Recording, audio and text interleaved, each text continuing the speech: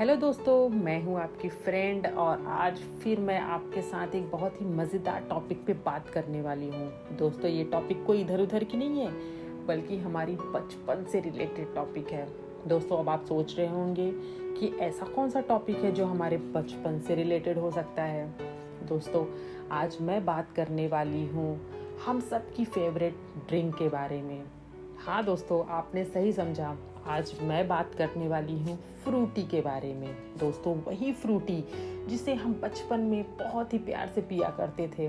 वही फ्रूटी दोस्तों, जिसे पीने के लिए हम अपने घर से पॉकेट मनी मांग करके स्कूल लेके जाया करते थे और स्कूल में दोस्तों के साथ फ्रूटी पीने का मजा लेते थे। इतना ही नहीं दोस्तों, कभी कभी तो फ्रूटी पीने के लिए मम्मी पापा दादा दादी नाना नानी से भी जिद किया करते थे।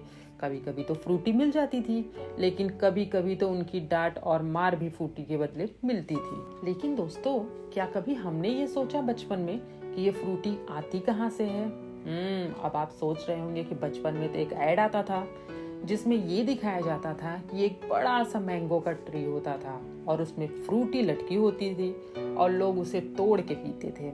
लेकिन दोस्तों, रियल में ऐसा कुछ नहीं है। रियल में कोई पेड़ नहीं होता है जिसमें फ्रूटी लटकी होती है और उसे तोड़ के पिया जाए। दोस्तों, अब तो हम बड़े हो चुके हैं, अब तो हमें ये जानना चाहिए ना कि ये फ्रूटी आई कहाँ से हमारे बीच। तो दोस्तों चलिए मैं आपको बताती हूँ। लेकिन दोस्तों, वीडियो शुरू करने से पहले मैं आपको बता दूँ कि अगर अब तक आपने मेरे इस चैनल को सब्सक्राइब नहीं किया है तो नीचे आपको सब्सक्राइब बटन दिख रहा होगा, उसको प्रेस करके बेल आइकन ज़रूर प्रेस कर दें ताकि आपको मेरी नई नई और इंटरेस्टेड वीडियो के बारे में पहले से नोटिफिकेशन मिल जाए। तो दोस्तों चलिए शुरू करते हैं आज फ्रूटी के बारे में कुछ दिलचस्प बातें जो हम सबको जाननी चाहिए। दोस्तों, फ्रूटी का सफ़र शुरू होता है 1985 में।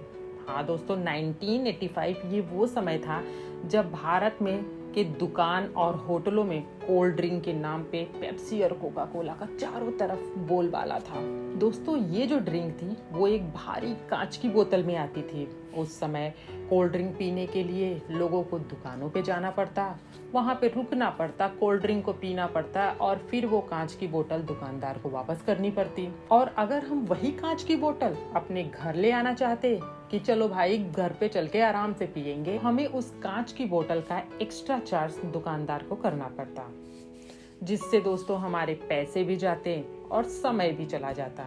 दोस्तों, इन सारी प्रॉब्लम को देखते हुए पार्ले एग्रो के सीईओ प्रकाश चौहान ने सोचा कि क्यों ना कुछ ऐसा किया जाए जिससे लोगों को आराम भी हो जाए और लोगों का समय भी बचे और लोग इसे आराम से घूमते फिरते पी भी सके। इसके लिए उन्होंने मार्केट में एक ड्रिंक लॉन्च किया, जिस ड्रिंक का नाम रखा उन्होंने फ्रूटी। दोस्तों, क्या आपको पता है कि प्रकाश चौहान ने अपनी इस फ्रूटी के लिए मैंगो को ही क्यों सिलेक्ट किया? उसका भी एक रीजन था, पता है आपको? मैं आपको बताती हूँ। दोस्तों, उन्होंने मैंगो को इसलिए सिलेक्ट किया क्योंकि हमारे भारत देश में मैंगो सबसे ज़्यादा पाया जाने वाला एक फ्रूट है। तो उन्होंने सोचा जब हमारी ड्रिंक इंडियन है तो भाई फ्रूट भी तो इंडियन होना चाहिए। इसके लिए उन्होंने मैंगो को सिलेक्ट किया। और दोस्तों, जब हमारे बीच फ्रूटी पहली बार आई तब ये एक ग्रीन कलर के टेट्रा पैक में थी। टेट्रा पैक दोस्तों फ्रूटी हमारे देश की एक पहली ऐसी ड्रिंक थी जो कि टेट्रा पैक में पैक होकर के आई थी। इससे पहले कोई भी ऐसा ड्रिंक नहीं था भारत में जो टेट्रा पैक में पैक होता था। दोस्तों, फ्रूटी जैसे ही मार्केट में आई, इसने धीरे धीरे लोगों को अपना दीवाना बना लिया। जिसने भी एक बार फ्रूटी को पिया, फिर चाहे वो बच्चा हो चाहे वो बड़ा हो, हर कोई फ्रूटी का दीवाना हो गया। और लोगों को फ्रूटी सबसे ज्यादा इसलिए भी पसंद आने लगी कि अब वो इसे कहीं भी लेके आ जा सकते थे और उसके साथ ही उनको इसका कोई एक्स्ट्रा चार्ज भी नहीं करना पड़ता था।